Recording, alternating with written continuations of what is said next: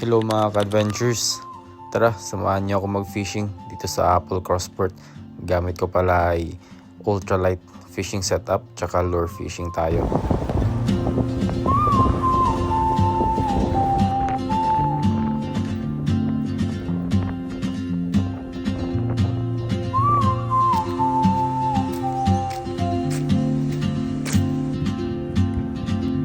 She moves like a map with no border.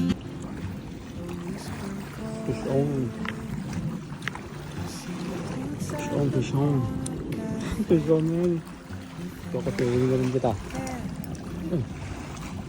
Wala kasi lumaman man. Lad natin siya. On.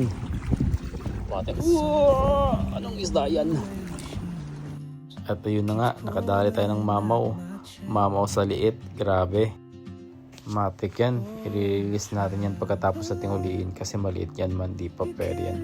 So yun, back tayo casting. Your stride, leaving behind what I hold inside.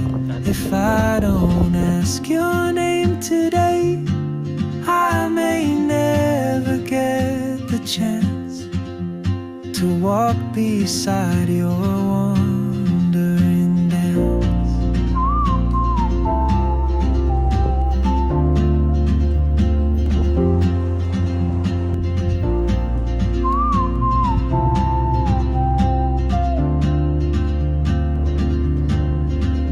She hums a tune I've never heard in languages I can't speak.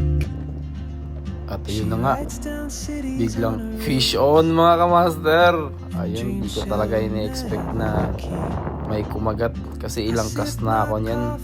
Siguro spot niyan naka 30 cast, siguro ako approximately 30. Pero sa lahat-lahat ng isang session na yan, lahat ng spot mga nasa lagpas siguro ng 100 cast na ako. Nakapagod man, pero worth it kasi nakahuli ako. Kitang-kita mo naman sa mukha ko, sobrang saya talaga. Kasi first time ko mag-fishing gamit yung lure. Tsaka first time ko din makuha ng isda gamit yung lure. Tapos first time ko rin makuha tong isdang to, which is yung black brim. Kaya i-release natin siya. Ayun. Let's go.